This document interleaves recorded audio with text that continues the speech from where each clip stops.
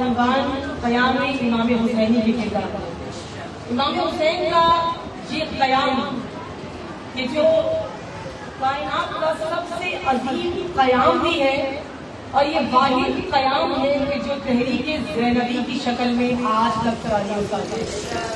آپ کے سامنے بیان ہوا کہ کون کون سے کردار ہیں جو میدان کربلا تک اس قیام تک رہے ہیں اور اس قیام کے بعد بھی وہ کردار نظر آتے رہے ہیں۔ ان میں لا تعلق یعنی خاموش لوگوں کا کردار، جن میں اصحاب امام حسین اور خانوادہ امام حسین کا کردار، ان میں قاتلین امام حسین کا کردار اور اصحاب رسول کے اولادوں کا کردار بہت اہم کردار ہے۔ اور انہی کرداروں میں سے ایک کردار جو خواتین کا کردار ہے، جو کربلا میں بھی موجود تھی اور جو کربلا نہیں بھی آئی، جو پیچھے رہ گئی، ان خواتین کا بھی ہر لحاظ سے ہر شخص قیام امام حسین میں اپنے اپنے کردار کو نبھا رہا تھا۔ کوئی اچھا کردار نبھا رہا تھا، کوئی برا کردار نبھا رہا تھا۔ ان کرداروں میں سے کل آپ کے سامنے قابلیت سے بیان ہو رہا ہے، لیکن کل آپ کے سامنے محمد حنفیہ کا تذکرہ ہوا کہ وہ کیا کر رہے تھے، انہوں نے کس طرح امام حسین علیہ السلام کو روکا۔ کچھ شخصیات جن کا تذکرہ ابتدا میں ہوا، جیسے حضرت عباس کے بیٹے عبداللہ ابن عباس اور عبید اللہ ابن عباس، ان میں سے جو عبداللہ ابن عباس ہیں، جو فقیہ ہیں اپنے وقت کے اور فتویٰ بھی دیتے تھے اور اہل بیت ان کا بہت احترام کرتے تھے، عبداللہ ابن عباس، امام حسین کے اس قیام میں امام کا سامنا 4 عبداللہ سے ہوا، جن میں ایک عبداللہ ابن عباس ہیں، ایک عبداللہ ابن عمر ہیں، ایک عبداللہ ابن زبیر ہیں اور ایک عبداللہ ابن جعفر طیار ہیں۔ یہ 4 عبداللہ جو چاروں کے چاروں میدان کربلا تک نہیں آئے، لیکن چاروں امام کو روکنے کے لیے آمادہ تھے۔ یہ نہیں چاہتے تھے کہ امام کربلا تک جائیں یا کوفہ تک امام جائیں، یعنی قیام سے روک رہے تھے۔ جن میں سے جو عبداللہ ابن عباس نے، ان کی تجویز بہت عجیب تجویز ہے۔ محمد عطیہ نے محبت میں کہا کہ نہ جائیں، یہ سب کو مار دیا جائے گا، قتل ہو جائیں گے۔ اپنی بہنوں کو کہا کہ بہنوں کو نہ لے کے جائیں، وہ بیٹیوں کو نہ لے کر جائیں۔ لیکن عبداللہ ابن عباس کی بڑی عجیب ان کی ڈیمانڈ تھی، ان کا کردار بہت عجیب تھا۔ انہوں نے مولا حسین سے کہا کہ آپ ایک کام کریں، آپ مصلحتاً یزید کی بیعت کر دیں، یہ ہاشمی ہے، اور کیا کہا کہ مصلحتاً ابھی کر لیں، جب یہ معاملہ ٹھنڈا ہو جائے تو اس کے بعد آپ کہنا کہ میں نے تو بیعت ہی نہیں کی۔ مصلحتاً کر لیں، جب سب کچھ ٹھنڈا ہو جائے گا، یہ جو آپ کہہ رہے ہیں کہ خنجر لے کر آئے ہوئے ہیں مجھے قتل کر دیں گے، آپ اس معاملے کو ٹھنڈا ہونے دیں، ظاہر بیعت کر لیں مصلحتاً۔ اکثر ایسا ہوتا ہے نا، کتنے ایسے عالم بھی ہیں جو مصلحتاً سیدھے فتوے دے دیتے ہیں اور پھر کہتے ہیں مصلحت نہیں۔ تو کہا کہ یہ مصلحت ہے اور مصلحت کے تحت آپ بیعت کریں اور اس کے بعد پھر آپ بیعت سے مکر جائیں۔ اور ایسا کئی لوگوں نے تاریخ میں کیا ہے، یہ پہلا مشورہ نہیں تھا، ایسا کئی مرتبہ لوگوں نے کیا ہے۔ خلیفہ اول کے دور میں کئی لوگ دل سے راضی نہیں تھے لیکن مصلحتاً بیعت کی۔ امام علی کے دور میں کتنے لوگ ایسے تھے جنہوں نے مولا علی کی بیعت کی اور مولا نے کہا انہیں کہ میرا دل نہیں مان رہا کہ تم نے بیعت کی، اور بہت سے ایسے تھے جنہیں بعد میں مولا نے جمل کے لوگ تھے جو جمل میں آئے تھے، انہیں مولا نے کہا تم تو وہ جنہوں نے میری بیعت کی، تو انہوں نے کہا کہ وہ اس وقت کب دوڑ تھا جمل میں جو لشکر بن کے آیا تھا، یہ بیعت شکن لشکر تھا، یہ بیعت توڑ کر مولا علی کی اس لشکر پہ شامل ہوئے تھے اور آئے تھے۔ تو مولا نے کہا تم نے تو میری بیعت کی تھی، کہا وہ مصلحتاً کی، جب ضرورت تھی لگ رہا تھا کہ بیعت کرنی چاہیے تو ہم نے کر دی، دل سے ہم نے بیعت نہیں کی۔ یہاں بھی یہی ڈیمانڈ تھی کیسے کریں ہم، یعنی وہ عمل جو دشمنوں کا رہا وہ عمل آپ کیجئے کہ آپ بھی بیعت مصلحتاً کیجئے۔ مولا حسین نے کہا ہرگز نہیں، اور بڑا خوبصورت جواب دیا مولا حسین نے۔ مولا حسین نے کہا ہائے ہاتھ، ہائے ہاتھ، یہ ہے ہاتھ کیا ہے جس کے لیے اکثر آپ سمجھے نا شعار بھی ہے مولا کا، ہے ہاتھ منت اللہ، حسین ذلت قبول نہیں کر سکتا۔ یہ ہے ہاتھ کیا ہے؟ ہے ہاتھ کا معنی ہے ہرگز نہیں، ہرگز۔ ہے ہاتھ کون سا ہرگز؟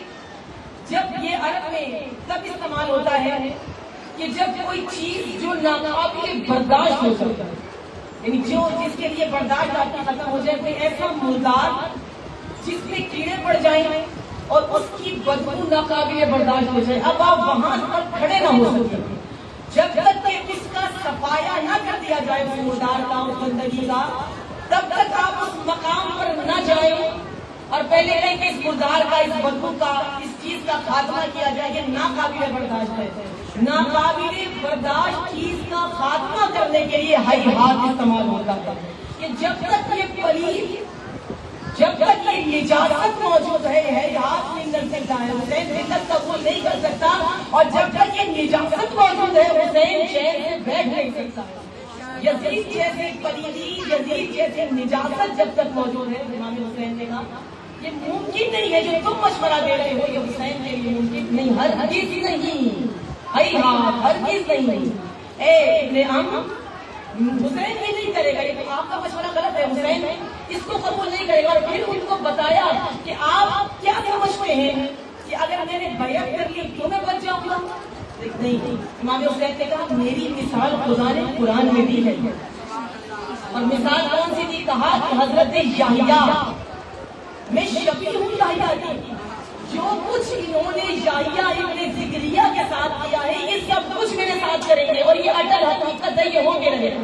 کیا کیا حضرت یحییٰ کے ساتھ؟ ایک فحاشہ عورت کے کہنے پر حضرت یحییٰ کے سر پر قلم کیا گیا، نبی خدا اور نبی کے بیٹے، ان کے سر پر قلم کیا گیا، قلم کر کے کشت میں رکھا گیا، اور کشت میں سر رکھ کے اس عورت کے سامنے پیش کیا گیا. وہی جو مولا حسین کے ساتھ ہوا کہ سر قلم کیا گیا، نیزے پر بلند کیا گیا، اور پھر فحاشہ عورت کے بیٹے ہی آگے اس کو لے کر جایا گیا تاکہ وہی جو یحییٰ کے ساتھ ہوا یہ سب میرے ساتھ نہ کریں گے. میں وہی حسین ہوں کہ جو یحییٰ کی مثل ہے، یحییٰ کی شبیہ ہے. آپ اگر یہ سمجھتے ہیں کہ مجھے چھوڑ دیں گے، ایسا نہیں ہوگا. اب حضرت عباس تو پیچھے، عبداللہ ابن عباس تو پیچھے ہٹ گئے.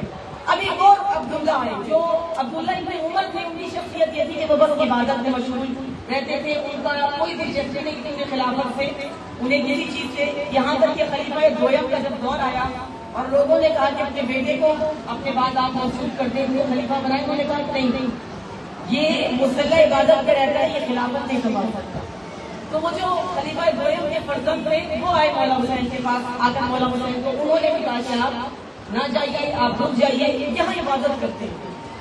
اب انہوں نے اپنے جیسا چلو یہاں مل کے عبادت کرتے ہیں، یہاں سجدے کریے، خانہ خدا ہے، یہاں عبادت، اپنی عبادت میں مشغول رہے، اپنے آپ میں مشغول رہے. آپ کو کیا ضرورت ہے کسی کے پاس جانے کی، کہیں جا کر قیام کرنے کی؟ لیکن سب سے مختلف مشورہ دیا عبداللہ ابن زبیر نے، بالکل مختلف مشورہ. اس نے کہا کہ آپ مکہ میں رک جائیں. زبیر جو رسول کے صحابیوں میں جن کا نام ہے، یہ ان کے بیٹے ہیں عبداللہ. انہوں نے کہا آپ رک جائیں اور میں آپ کے لیے لشکر اکٹھا کرتا ہوں اور پھر یہ لشکر لے کر ہم قیام کریں گے. یہ مشورہ بالکل مختلف تھا. لیکن مولا جانتے تھے کہ عبداللہ ابن زبیر کون ہے. یہ بھانجے ہیں حضرت عائشہ. وہ جانتے تھے کہ یہ عبداللہ ابن زبیر کون ہے. عبداللہ ابن زبیر وہ شخص ہے، زبیر حضرت زبیر کی مولا علی کے خاندان سے بہت قربت تھی، محبت کرتے تھے مولا علی سے. لیکن اس بیٹے نے آ کر نفرتوں کو ایجاد کیا، اس بیٹے نے آ کر تمام معاملات خراب کیے. تو مولا حسین جانتے تھے وہ خلافت کا بہت شوقین تھا، وہ چاہتا تھا کہ خلافت مجھے ملے.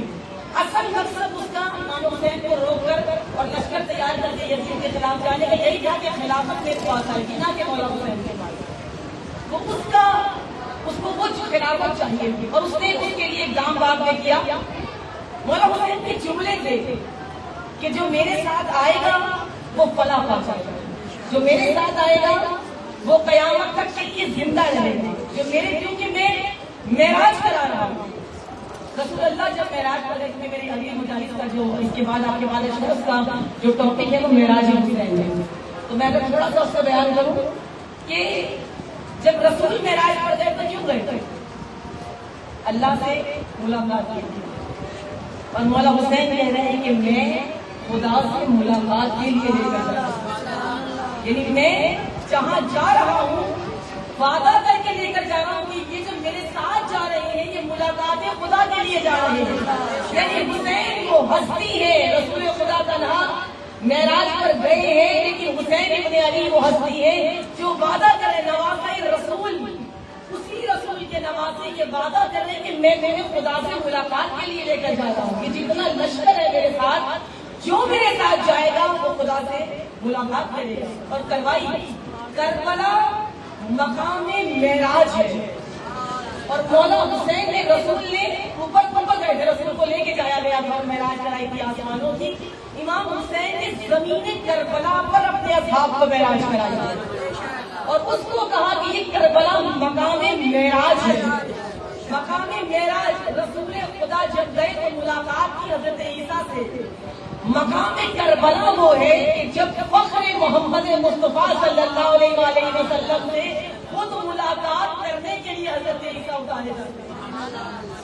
یہ وہ جگہ ہے، وہ مقام ہے. تو مولا حسین نے کہا تھا میں معراج پر لے کے جا رہا ہوں، یعنی میں خدا سے ملاقات کے لیے لے کے جا رہا ہوں. لیکن ایک بات یاد رکھنا، جو ساتھ جائے گا وہ تو ملاقات کرے گا، لیکن جو ساتھ نہیں دے گا، جو پیچھے رہ جائے گا وہ ذلیل و رسوا ہوگا. اور ہوا جب کسی عبداللہ ابن زبیر نے بیعت کو توڑا، یزید کی بیعت کو، سب کو کاٹ توڑ دو، جنہوں نے کر لی تھی مدینہ والوں سے کہا کہ تم بھی بیعت توڑ دو اور بیعت توڑ کر میری بیعت کر دو. اور پھر ان کے خلاف یزید کے خلاف ایک بیان کیا انہوں نے. اور اس کے بعد کیا ہوا؟ اس کے بعد واقعہ کربلا کی بات کا قصہ تھا. اس کے بعد یزید نے بہت بڑا لشکر بھیجا امام حسین کے جملے کہ جو میرے بعد رہ جائے گا وہ ذلیل و خوار ہوگا، ذلیل و رسوا ہوگا. انہوں نے بیعت شکنی کی مدینے والوں نے. وہ مدینے والے میں پہلے دن سے پڑھتی آ رہی ہوں، وہ مدینے والے جنہوں نے امام کا ساتھ نہیں دیا، مولا حسین کا ساتھ نہیں دیا، لیکن عبداللہ ابن زبیر کا ساتھ دینے آ گئے. ان کا ساتھ دینے سب آئے، یزید کی بیعت کو توڑا اور بیعت کو توڑنے کے بعد یہ سب اس کے ساتھ ملے. یزید نے بہت بڑا لشکر بھیجا اور لشکر بھیج کے چڑھائی کی اور مدینے کی عورتوں کو حلال جائز مباح قرار دیا ہر فوجی کے لیے. اور نہ جانے یہ تاریخ کے جملے ہیں، نہ جانے کتنی عورتیں، بچوں کی تعداد دیکھی ہوئی ہے کہ 1000 کے قریب فتویٰ دیا کہ عورتیں مباح ہیں تمہارے لیے. اور امام حسین نے کیا کہا تھا کہ میرے بعد ذلیل و رسوا ہو گئے، ایسے ذلیل و رسوا ہوئے کہ انہیں چھپنے کی جگہ نہیں مل رہی تھی، انہیں پناہ گاہ کہیں نہیں مل رہی تھی. یہ وہی حال ہوا جب حضرت موسیٰ کو بنی اسرائیل نے ستایا تو خدا نے جب ان کو سزا دی بہت عرصے کے بعد، خدا نے انہیں سزا بہت عرصے کے بعد دی، لیکن کیا سرگرداں کر دیا. کسی صحرا میں انہیں کوئی ٹھکانہ نہیں ملتا تھا، سرگرداں کر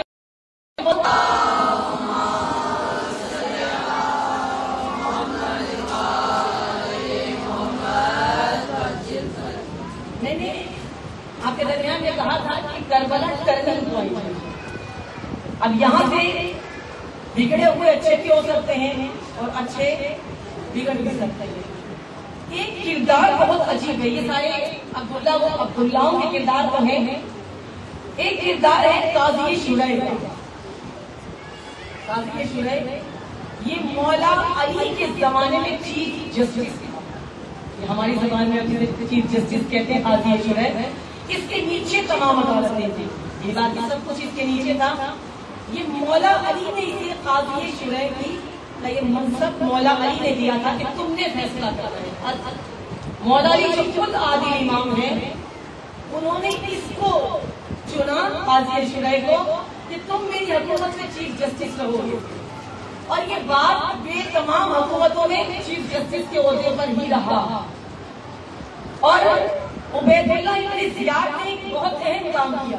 اب وہ جو دولت سے محبت کرتے ہیں نا، ان کے لیے بہت اہم نقطہ ہے کربلا کا یہ کردار. اس نے پہلے دن قاضی شریح کے پاس اپنا قاصد بھیجا، بڑی موٹی رقم دے کے، بڑا مال دے کے. قاضی شریح کو بھیج کر کہا کہ حالات بہت خراب ہے، مہنگائی بہت بڑھ چکی ہے، تمہاری ایسی کوئی نوکری بھی نہیں ہے جس میں مال زیادہ ملے، تو تم یہ پیسے رکھ لو، تمہارے گھر کے خرچ بھی کام آئیں گے. اگلے دن پھر قاصد بھیجا، پھر ایک موٹی رقم بھیجی گئی. کہا کچھ نہیں، کوئی ڈیمانڈ نہیں. اور پھر کہا کہ یہ پیسے بھیجے ہیں عبید اللہ نے اور کہا کہ یہ اپنے پاس رکھ لو. تیسرے دن پھر رقم بھیجی اور وہ جتنی بھیجتا رہا یہ قاضی شریح یہ چیف جسٹس اگر آپ ہم جیسا بندہ بھی ہوتا تو پوچھتا بھی وجہ کیا ہے، اتنا جو ہم پہ کرم ہو رہا ہے، اس کرم کی وجہ سے پوچھتے نا، پہلے دن سے وجہ ہی نہیں پوچھی، بس مال دیکھا اور کیسے میں رکھ لیا۔ جب ایک بڑی رقم 3 دن میں اکٹھی ہو گئی تو تیسرے دن عبید اللہ نے کہا اب اسے جا کر کے پیسے دو اور پیسے دے کر مجھ سے کہو کہ حسین کے قتل کا فتویٰ صادر کرو۔ قاضی شریح جب اس قاصد نے پیغام دیا تو اس نے کہا کہ نہیں، میں نے حدیث سنی ہے رسول سے کہ حسن و حسین جوانان جنت کے سردار، ان کے بغیر بخشش نہیں ہو سکتی، میں ان کے قتل کا، حسین کے قتل کا فتویٰ صادر نہیں کروں گا۔ قاصد واپس آیا، عبید اللہ کو کہا کہ اس نے جواب دے دیا، اس نے کہا کوئی بات نہیں، اس سے کہو اب جتنا مال لیا ہے وہ واپس کرے، اس کے سستے قاضی ہیں اور ہے ایسے ہمارے بھی زمانے میں ہے نا، ایسے پیسے دو اور بدفا نکلوا لو، تو ایسے کئی سستے قاضی ہیں ہمارے دور میں، میں نے کئی دیکھے ہیں، گھوس نہیں دینے کے لیے وہ کوئی بہانہ کر لیتے ہیں، عورت کے نام کا اگر انہیں زکات نہیں دینی ہے تو وہ اپنا جو اکاؤنٹ ہے کوئی عورت کے نام پر بول لیتے ہیں کہ اس خاتون کے اوپر زکات نہیں ہے تو کماتی نہیں ہے، تو کئی بندے ایسے ہیں جو ایسے لوگوں کے کہنے میں دیے جاتا ہے۔ قاضی شریح کو کہا کہ آپ وہ مال جتنا دیا ہے واپس دیں، اور بہت قاضی ہیں جو آپ سے کم رقم میں یہ فتویٰ صادر کر دیں گے، ہمیں تو فتویٰ ہی دینا ہے کیونکہ یہ لشکر وہ ہے، مسلمان لشکر ہے نام نہاد، تو یہ فتویٰ پہ چلے گا۔ کہا ٹھیک ہے، اب جب قاصد گیا ان کے پاس اور کہا کہ رقم واپس کریں، اب اتنی بڑی رقم جو کچھ خرچ بھی کر چکے اور وہ رقم دیکھ چکے اپنی آنکھوں سے، جیب میں رکھ چکے، اب تو دینا مشکل ہے نا، جب اتنا مال آ چکا ہو اب اسے نکالنا مشکل ہو جاتا ہے، دنیا ہے نا، دنیا پلٹانا مشکل ہے، دنیا سے دور جانا مشکل ہے۔ وہ علی ہے کہ دنیا کو طلاق دے چکے، وہ علی جیسی ہستی ہے جنہیں دنیا نہیں چاہیے، وہ علی کی صحبت میں رہتے ہوئے ابو ذر جیسی ہستی ہے کہ جن کے بارے میں مولا کائنات نے بلاغہ میں لکھا ہے، اپنی حکمت سے فرماتے ہیں کہ ایک میرا ساتھی، میرا دینی دوست وہ تھا کہ جو آگے کے لیے مستقبل کے لیے نہیں رکھتا تھا، اس کو جتنا دو وہ اس میں سے صرف اتنا رکھتا تھا جتنی اسے ضرورت ہے، اور وہ رزق کھانے کے بعد باقی کل کے لیے جمع نہیں کرتا تھا بلکہ تقسیم کر دیتا تھا، واپس کر دیتا تھا۔ تو جہاں ایسے لوگ ہوں، ایسی ہستیاں ہوں، یہ وہ ہوتی ہے جو دنیا کو طلاق دے چکی ہوتی ہے، یہ اپنے کل کی فکر نہیں ہوتی۔ یہاں قاضی شریح اتنا مال، اتنی دولت اب واپس کیسے کرے؟ کہا کہ مجھے تھوڑا سا وقت دو، یہ کردار ہے محترم کربلا کا جس پہ آپ لعنت تو کرتے ہیں لیکن آپ کو اس کی حقیقت نہیں پتا۔ ہم سب لعنت تو بھیجتے ہیں نا قاضی شریح کو بھیجے جس نے برپا دیا، اس کی حقیقت کیا ہے؟ اس نے کہا مجھے تھوڑا سا وقت دو، میں اس فتوے کو دینی کر دوں، اس کا کوئی دلیل بنا دوں، کوئی ایسے دلیل کہ بھائی فلاں نے فرمایا ہے یا فلاں نے فرمایا، دلیل بنانے تو تھوڑا سا وقت دوں۔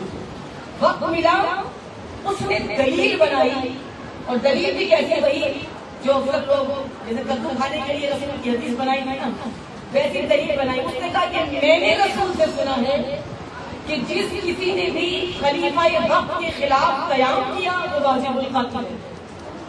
حسین ابن علی نے کیونکہ خلیفہ وقت کے خلاف قیام کیا ہے، اس لیے حسین ابن علی واجب القتل ہے۔ یہ فتویٰ قتل حسین ابن علی کا اس نے یہ جواب دے کر رسول کی حدیث، کسی نے کوئی حوالہ نہیں پوچھا، کسی نے نہیں پوچھا بھائی تم نے سنا کہاں اتنے بڑے بڑے صحابیوں کی اولادیں موجود ہیں، کافی بزرگ صحابی موجود ہیں، کسی اور سے تو پوچھ لو، کس نے سب سے بڑھ کر وہ جس کے لیے فتویٰ دے رہے ہو، جن کے گھر سے شریعت چلی ہے، جنہوں نے شریعت کو پالا ہے، جو خود سب سے زیادہ شریعت کے عمل کرنے والے ہیں، کیا انہیں نہیں پتا کہ ان کے نانا کی حدیث ہے اور وہ خلیفہ وقت کے خلاف نکلیں گے؟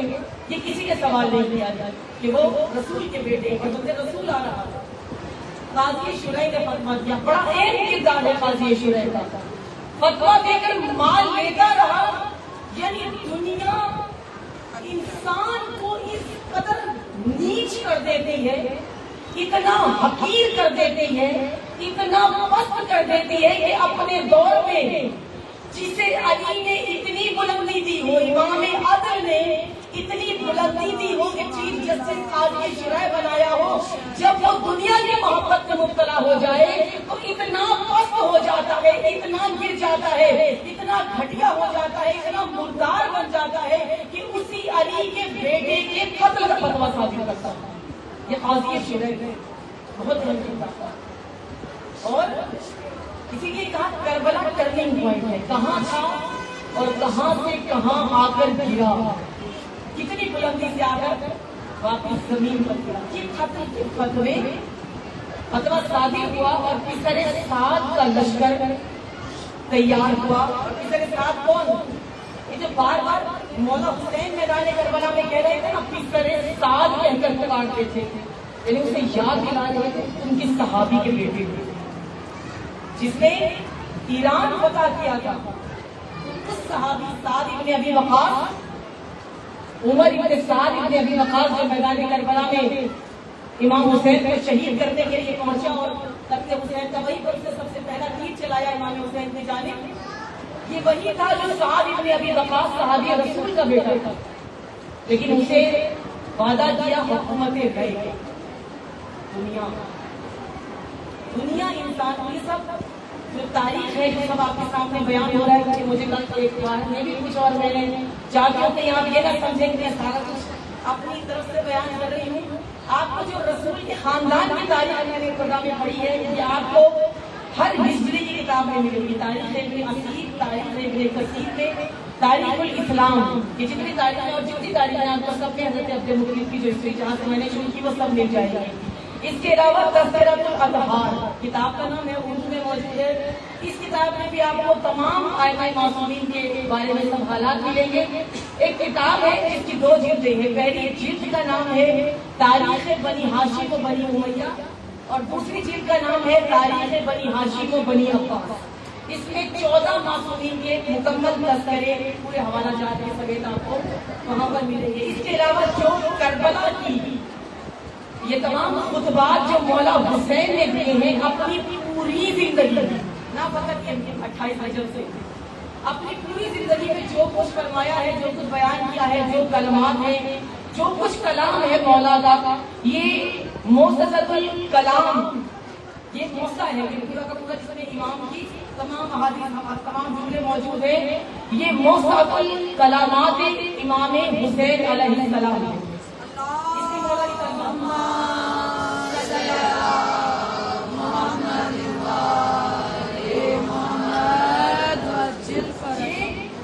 یہ حوالے میں نے اس لیے دیے تاکہ تصدیق ہو جائے گا۔ جو لاسٹ کتاب ہے یہ عربی میں ہے اور گوگل سب سے بیسٹ ہوتا ہے۔ اب عربی کو مشکل نہیں ہوتی ہے، فارسی ہے، عربی ہے، انگلش ہے، آپ گوگل کو اس کو ڈالیں تصویر کھینچ کے اس کی کلیئر آپ کے پاس آ جاتی ہے، تو وہ مشکل آپ الحمدللہ ختم ہو گئی ہے۔ یہ کتابیں ہیں جہاں سے یہ میں نے، اور یہ وہ کتاب ہے جو آپ نے بیان کی کہ بہت سارے علماء نے، جید علماء نے، مجتہدین نے، انہوں نے اس کو اکٹھا کیا ہے اور مستند حوالوں کے ساتھ تمام کلمات امام حسین کو جمع کر کے اور پھر یہ تاریخ کربلا مکمل طور پہ مرتب ہو کے آپ کے سامنے آئی ہے۔ کیونکہ اکثر کے ذہن میں جب میں نے محمد حنفیہ اور عبداللہ ابن جعفر کے بارے میں پڑھا تو تھوڑا سا خیال آیا کہ کہیں میں اپنی طرف سے تو نہیں کہہ رہی کہ وہ یہ تاریخ کے وہ کردار ہیں جنہوں نے مولا حسین کے ساتھ یہ کیا ہے، لیکن ہم نے کہیں نہ کہیں بنی ہاشم سمجھ کے وہ سب چیزیں چھپائی ہوئی ہیں۔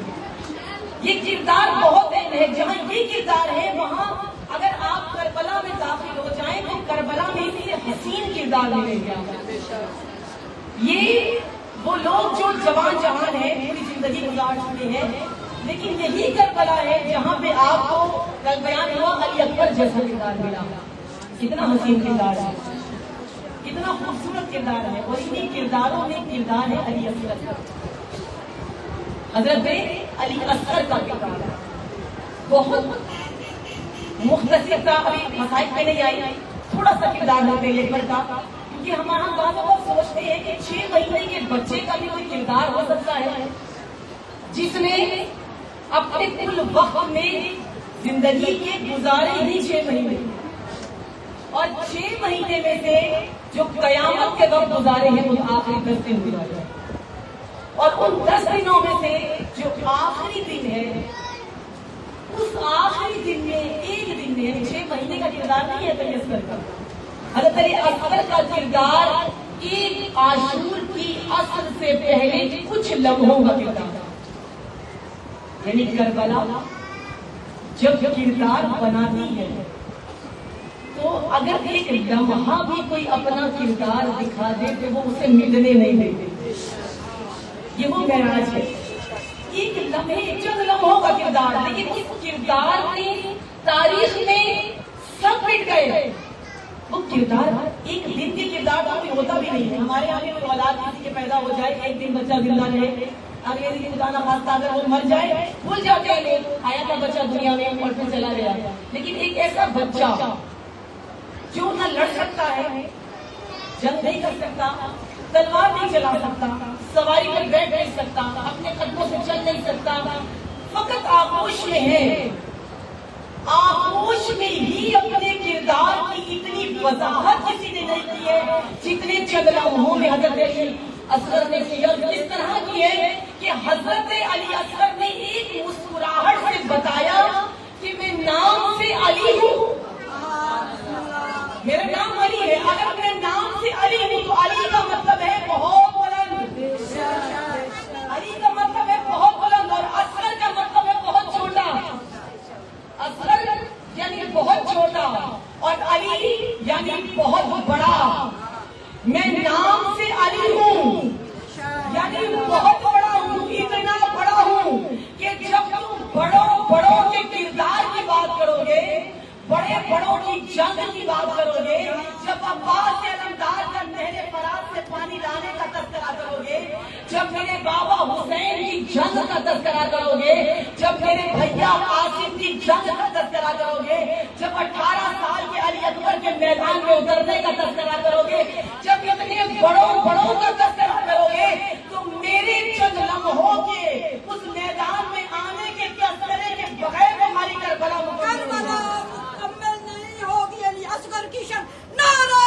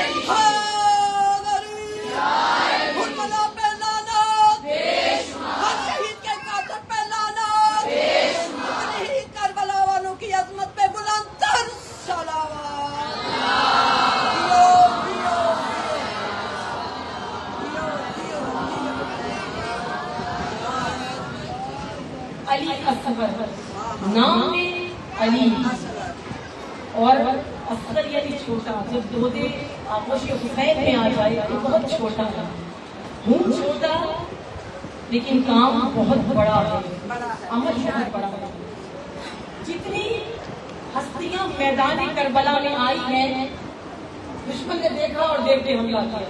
دشمن نے پوچھا کون ہے، اس ہستی نے رزق پڑھا اور رزق پڑھنے کے بعد اپنا تعارف کرایا رزق میں، اور زیادہ تر نے اپنا تعارف کم کرایا، مولا حسین کا تعارف زیادہ کرایا. اور یہ وہ تھے جو تعارف نہیں کرا سکتے تھے، یہ وہ تھے جو بابا کا تعارف کرا سکتے تھے اور نہ یہ خود بول کر اپنا تعارف کرا سکتے تھے. تو چونکہ سب نے تعارف کرایا ہے، سب نے رزق پڑھا ہے، سب نے اس رزق کو بیان کر کے مولا حسین کا تعارف کرایا ہے، تو علی اصغر کربلا کے میدان کی وہ واحد ہستی ہے کہ جس نے بولے بغیر تعارف کرایا ہے مولا حسین کا. نہ اپنا بولے بغیر اپنے، کیونکہ مولا علی اکبر نے بھی مولا حسین کا تعارف کرایا ہے، بغیر بولے تعارف کرایا ہے اپنے بابا کا. کیسے کہ جب فوجی اشقیاء کی طرف دیکھا اور دیکھ کر مسکرائے. جو پیاسا بچہ جس کے لب پر جب زبان لگتی تھی تو زبان واپس نہیں کھینچتی تھی, اتنے ہونٹ پیاسے تھے. لیکن جب علی اصغر نے فوجی اشقیہ کی طرف دیکھا اور دیکھ کر اشقیہ کی آنکھوں میں آنسو آئے, حضرت علی اصغر مسکرائے.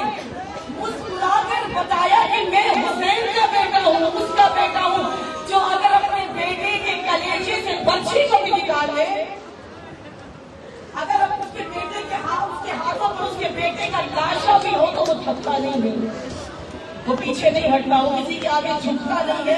میں اس حسین کا بیٹا ہوں. کردار تھا علی اصغر کا, بڑی بڑی تصویر بنتے تھے. آپ کی آنکھوں میں آنسو آ گئے, کردار باقی ہے. لیکن جب آنسو آ جائے تو یقین ہو جاتا ہے کہ فیصلہ لینے والی بیوی آ گئی. وہ بیوی جس کو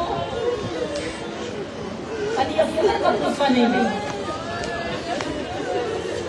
جو کربلا کی شہادت سے لے کر علی اصغر کی شہادت ہوئی ہے اس وقت سے لے کر اور بعد تک جب بھی کسی عورت کے چہرے کو دیکھتی تھی, جو سامنے آتی تھی, تو مجھے لگتا تھا کہ شاید کوئی آئے, شاید کوئی ماں ہو, کوئی شاید کوئی آ کر پوچھے کہ تیرا چھوٹا سا بچہ مارا گیا ہے, ہم تجھے اس کا پرسہ دیتے ہیں. لیکن رہائی تک کوئی علی اصغر کا پرسہ دینے کے لیے نہیں آیا. وہ ماں آج اپنے علی اصغر کا پرسہ لینے کے لیے آئی ہے, اور آپ تمام بیویاں اس ننھی سی ہستی کا پرسہ دینے کے لیے آئی ہے. اپنی آغوش میں دعا ضرور رکھنے کا. مجھے یہ خبر بھی ملی تھی کہ جتنی بیویاں بے اولاد ہیں خدا سب کو اولاد عطا کرے. جو جھولیاں خالی ہیں خدا اس ہستی کے صدقے میں سب کی جھولیاں بھر دے. علی اصغر جب عصر عاشق آئی اور مولا حسین کی ایک صدا بلند ہوئی نا, حل الناس ینظرون, ادھر سے صدائے حسین بلند ہوئی ہے, ادھر جناب رباب کے خیمے میں ایک ہلچل لگ گئی. مولا حسین پہنچے, کہا رباب کیا ہوا؟ بی بی کہتے ہیں آقا جیسے ہی آپ کی آواز استغاثہ بلند ہوئی ہے, علی اصغر کا کردار ہے. کہا آقا جیسے ہی آپ کی آواز استغاثہ بلند ہوئی ہے, علی اصغر نے خود کو جھولے سے گرا دیا. گویا کہہ رہا ہو اے میرے بابا, اے میرے امام, آپ کا جہاں نہیں ہے, ابھی ایک مجاہد آپ کا زندہ ہے. ابھی کربلا میں ایک مجاہد علی اصغر جیسا ایک مجاہد زندہ ہے. مولا حسین نے حضرت علی اصغر کو آغوش میں لیا. بی بی رباب نے کہا کہ اس فوج کی دشمنی مجھ سے ہے, علی اصغر پیاسا ہے, میں علی اصغر کو پانی پلا کر لاتا. کیوں نہیں کہا کہ میں علی اصغر کو شہید شہادت کے لیے لے کے جانا جانتی ہوں؟ آپ وہیں بیٹھے ہیں نا, ماں کو بتایا نہیں جاتا. بچے کو کوئی بیماری ہو نا ایسی کہ جس سے پتا ہو کہ بچہ مر جائے گا, ماں کو خبر نہیں دی جاتی, ماں کو بتایا نہیں جاتا, کیونکہ بچے سے پہلے ماں مر جاتی ہے. بیوی کو نہیں کہا کہ رباب میں اس کو لے کر جا رہا ہوں تو شہادت ہو جائے گی, کہا پانی پلا کے لاتا ہوں. اور میں کہتی ہوں مولا رباب کو وہ ماں ہے کہ جو شب عاشور سے بچہ تیار کر کے بیٹھی ہے اور کہتی جاتی ہے کاش علی اصغر تم جوان ہوتا, کاش علی اصغر تم میدان میں جاتا, علی اصغر میں بھی فاطمہ کے سامنے یہ بچی میں نے بھی قربانی دی ہے کہ تم وہ ماں ہے کہ جس نے لال تیار کیا. علی اصغر کو آغوش میں لے کے مولا حسین چلے, میدان کربلا میں گئے. سامنے امام حسین نے علی اصغر کے اوپر کپڑا ڈالا تھا, حوصلے کے ساتھ حضرت علی اصغر پر کپڑا ڈالا ہوا تھا. فوج اشقیہ سمجھی کہ حسین فیصلے کے لیے قرآن لائے تھے. مولا حسین نے کپڑے کو ہٹایا, سامنے فوج اشقیہ نے علی اصغر کو دیکھا. علی اصغر نے بابا کے چہرے کو نہیں دیکھا, بلکہ یہاں علی اصغر کی جنگ کا وقت شروع ہوا. حضرت علی اصغر کے لب خشک تھے, ہونٹ پھٹے ہوئے تھے خشکی کی وجہ سے. مولا حسین نے کہا یہ ننھا سا بچہ ہے, تمہاری دشمنی مجھ سے ہے. علی اصغر پیاسا ہے, اسے دھوکہ کرے پانی پلا دو.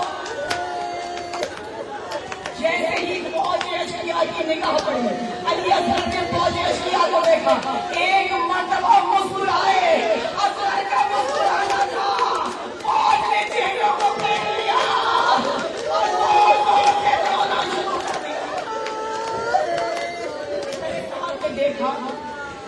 میرے ساتھ رہی نے دیکھا کہ میری فوج ایک ننھا سا بچہ آ کر باغی کر رہا ہے، وہ کام جو کوئی نہیں کر سکا، وہ کام علی اصغر نے کیا، بس اس لئیم نے حرملا کو بلایا۔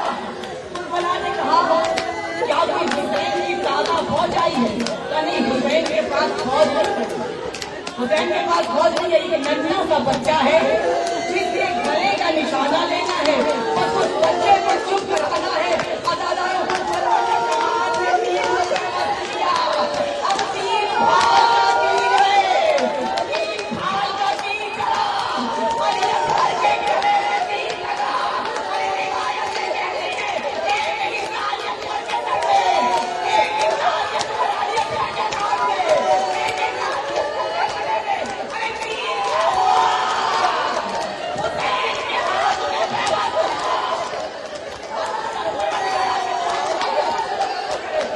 علی شاہ میں غریبہ ہو گئی، سب لاشیں سروں کے جگہ کر دیے گئے، ایک لاشا آواز کرتے ہیں لیکن وہ لاشا مل نہیں رہا ہے۔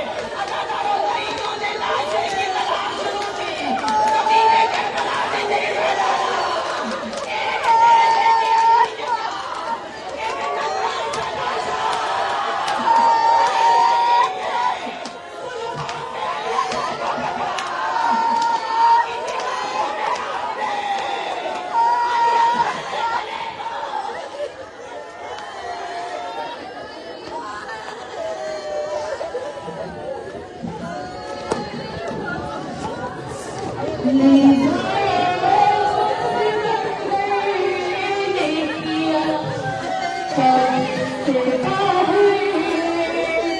Nash